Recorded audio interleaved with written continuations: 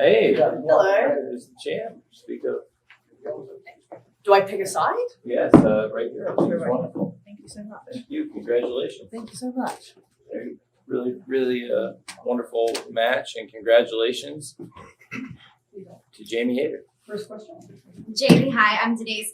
I want to ask you, now you're holding the interim AEW Women's World Champion, and given that the fact that the fans got so behind you and we're just so excited to see this possibility, how do you feel about being champion, and also how much the fans got behind you? Becoming the champion is extremely validating to myself because after working, like everybody works hard in wrestling. Every single wrestler that goes out there, they work hard, they sacrificed. But when it happens to you, it's almost a surreal moment because you never really think it's going to happen. You never think you're going to win a belt at a company. You never think you're going to be signed to a company. You never think you're going to achieve really anything. It's just a pipe dream. But I can't even put into words how I feel right now.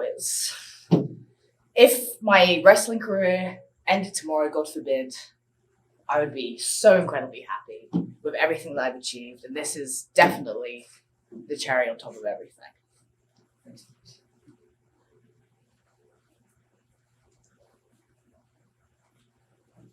Bill Pritchard, WrestleZone. Tony was pretty vocal about how she felt about the interim title being attached. Do you have any similar concerns? And Tony, you kind of said the other day that you're giving Thunder Rosa a chance to come back. Is this something you're still considering, or does it make it different now that Jamie's kind of has her own title reign? Well, it's a new championship reign, absolutely, and I have been evaluating that, and it's something we're taking under consideration. Certainly, have been trying to give Thunder Rosa every opportunity to come back and defend the championship. It's been a few months now, and when we get a better timeline for a return, I'll have to make a decision about whether to continue with the interim or to make the interim champion possibly some kind of an opportunity to become the lineal champion.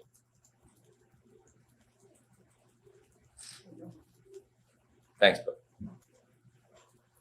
Evening, Rich Fan, Pro Wrestling Torch.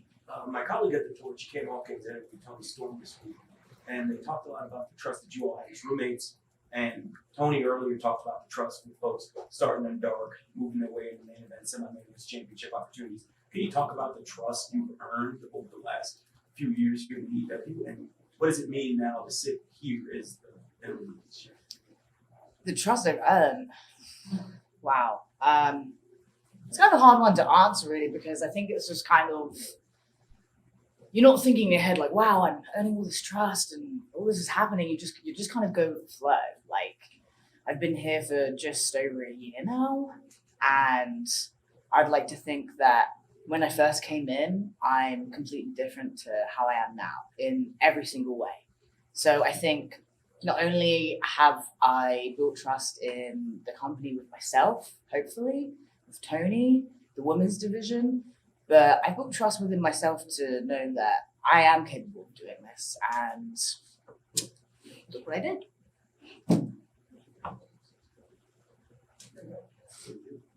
Josh Martinez, iHeartRadio Z100. Everyone dreams of becoming a champion when they get into wrestling.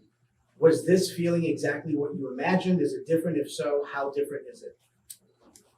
It is actually different. I always imagined myself when I was a kid, I'd be like, like crying, and it'd all be crazy, but I feel very relaxed. I feel zen. It just feels right, Like I'm very chill. That's it. I thought I would be feeling all these crazy emotions, but I'm like, yeah, I did it. And that's it. Nothing crazy, nothing over the top, no tears, no nothing. It's, like I said earlier, it's validating. So when you feel validated in something that you work very hard for, there's no better feeling than that. And it just really puts you at peace. So.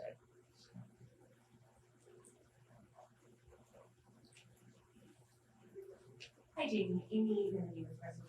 First, congratulations on your win, and congratulations on a win with the crowd so fully and emphatically behind you. You had mentioned your evolution since the first year of AEW. You are far different from how you were back then, and the strengths that you've shown and the talents that you've shown have impressed so many people. And now you are the interim women's world champion. You, however, also have a very close and dear friend in Britt Baker, who has her eyes set on reclaiming that championship. Can you talk a little bit about the dichotomy that you share as friends and as maybe even potential rivals with that interim women's world championship in the future? Wow. Me and Britt first met, and the first time we wrestled was in some dive bar in London in 2019. First time we met, wrestled, we were at Pro Wrestling Eve, had a really fun match, and from then we just kind of built this friendship after the first match. We really got on well, we clicked.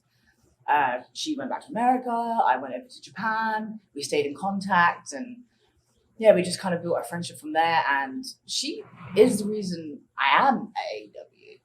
She's the whole reason I'm here. Like, she helped me so much, especially to get where I am today. So having her as a rival for the championship, I completely welcome it. I don't think there's better rivals in the ring than friends or people that you're close to. I think that makes better matches because there's more emotion behind it. If you just wrestle someone you don't really know or you don't have an emotional connection with, then it's just a wrestling match. But when you wrestle someone that you truly care about, everything's on the line. So I'm totally open to wrestling her anytime. And I would love it. I really would love to wrestle her again. It's been so many years and we've both got so much better. So please, anytime. If she wants it, we can do it. There you go. Okay, last question. Last one. Will Washington, Fightful. So one of the words I've used to describe your rise a lot has been groundswelling. And part of that has to do with the fact that you've had one of the most organic rises that the AEW women's division has ever seen. Can you talk a little bit about some of the pressure that kind of comes with? Because in a lot of ways, the fans really got you here. The fans really decided Jamie Hayter was the people's choice. Can you talk a little bit about some of the pressure that you might be feeling as champ now to deliver on what the fans have been asking for? I'm definitely the kind of person that does the best under pressure. As much as I hate being under pressure, I like to not have stress or be anxious, but that's when I'm at my best. So being a champion, I really think this is going to be an escalation of me improving in the ring, me wanting to and trying to elevate this women's division to what it can be and what it will be and what it is. It's only going to keep growing and getting better. So I love every second already of it. I'm feeling the pressure already and I can't wait for it to continue. However long that is, however long I keep hold of this thing. I hope the pressure actually gets harder for me because that's when I'm going to do my best work. So yeah, I can't really describe it. It's a lot, but if you want to be a champion, you kind of have to just suck it up and deal with it. And that's exactly what I'm going to do. Thank you very much. Cheers. Cheers. Thank you. Thank you so much. Thank you, Jamie Hayter. Laters, guys.